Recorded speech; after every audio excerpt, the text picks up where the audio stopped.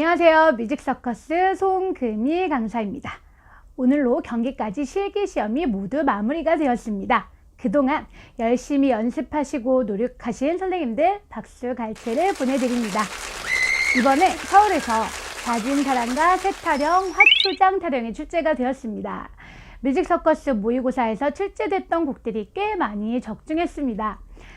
새타령, 서창이랑 태평가, 자진밴 노래. 어느 정도 운도 있겠지만 제가 모의고사 때 곡을 고르면서 점수 포인트가 확실한 곡들로 골라야겠다 했는데 출제위원님들도 저랑 같은 생각을 했던 것 같아요. 이번에 적중했다고 내년에 적중하리란 보장은 없겠지만 우리가 어떤 포인트에 맞춰 민요를 배워야 하는지를 알면 내년 국악범창 준비에 큰 도움이 되겠죠.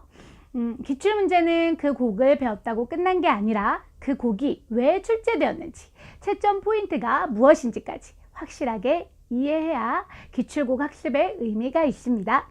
그래서 이번 서울에서 기출된 세 곡의 포인트들을 정리하고 점수가 될 만한 중요한 팁들을 드리겠습니다. 세 곡 모두 남도소리에 속하죠. 자진사랑가와 화초장은 판소리고요. 새타령은 남도 잡가입니다. 작년에도 육자배기, 캔디타령, 시조 이렇게 출제되었는데요. 남도민요는 떠는 음과 평음, 꺾는 음으로 구성되어 있어서 평가하기가 더 쉽고 표현하기에는 더 어려워서 출제 가능성이 높습니다. 특히 최근 기출을 봤을 때 서울에서는 일반 민요는 출제되지 않는 경향이 두드러지게 나타나고 있습니다. 물론 이러다가 언제 민요가 나올지 모르기 때문에 서울 보시는 분들도 민요는 기본으로 마스터해 놓으셔야 합니다. 자진사랑가부터 보겠습니다. 자진사랑가는 전체적으로 봤을 때 라음이 반복되어 나오는 부분이 많습니다.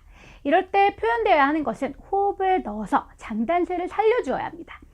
삼수박 앞에 있는 이와 오와 옆 자에 호흡을 주면서 장단세를 표현해 주셔야 이 부분을 잘 살릴 수 있겠죠. 들어보시면요. 이리 혼너라 업고 놀자.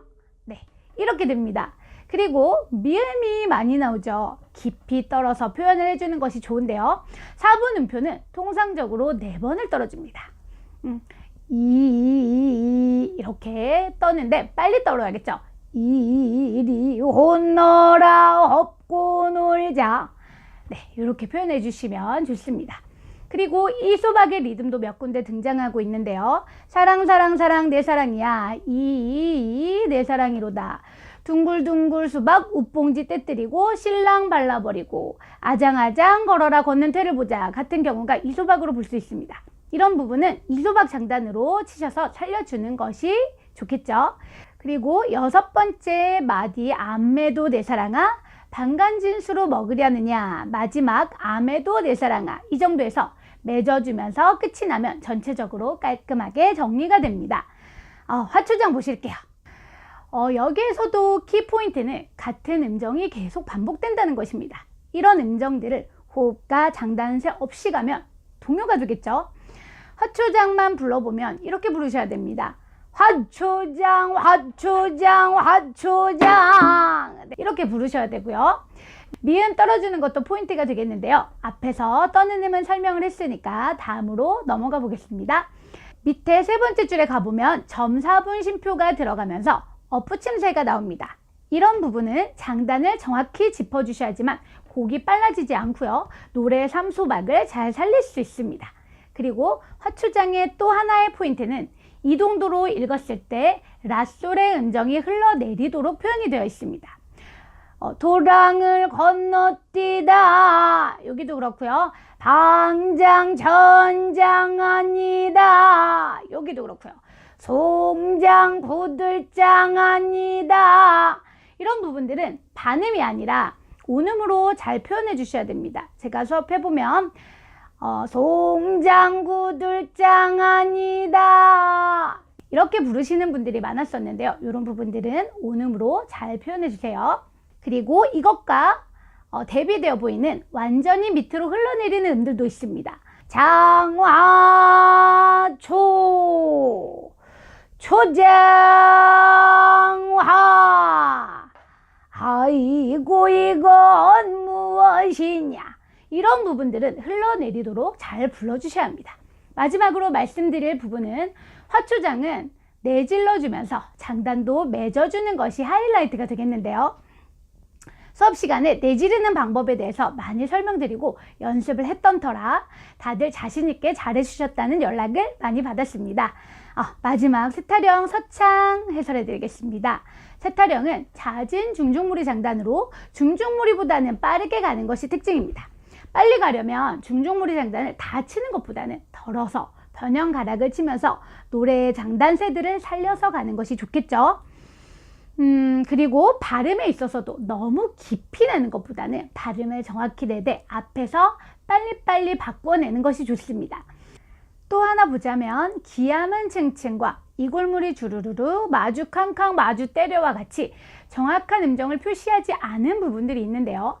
이런 부분들은 모양이나 상태를 표현한 것이기 때문에 그 음정을 정확히 내려고 하는 것보다는 이면에 맞게 좀 더 과장해서 표현해 주시는 것이 좋습니다.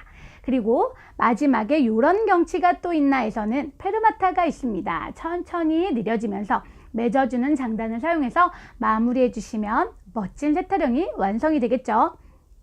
여기에 팁 하나 드리면 1분 독보 시간에 무엇을 하셨는지요? 제가 모의고사에서 심사하면서 1분에 해야 될 것들을 정리해 보았습니다.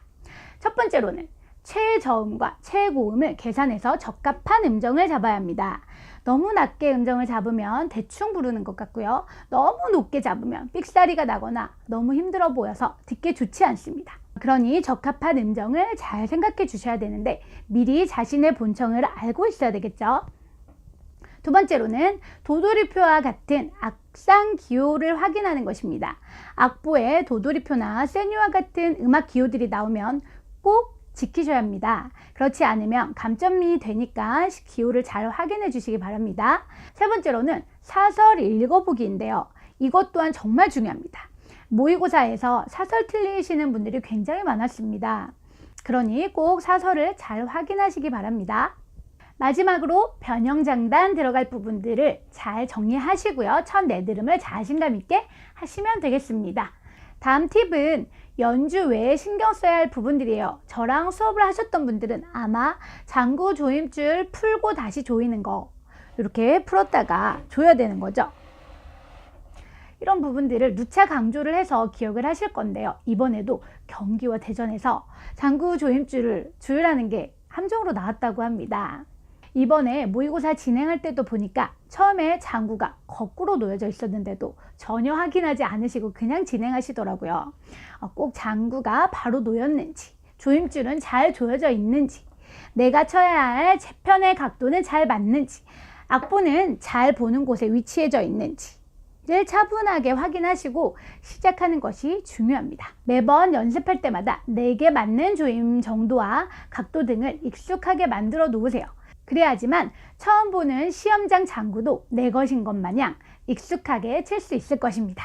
네, 덧붙여서 실기 모의고사 꼭 보시라고 권유드리고 싶습니다. 시험장에 들어가면 떨려서 평소에 잘 하던 것도 실수를 하게 되죠.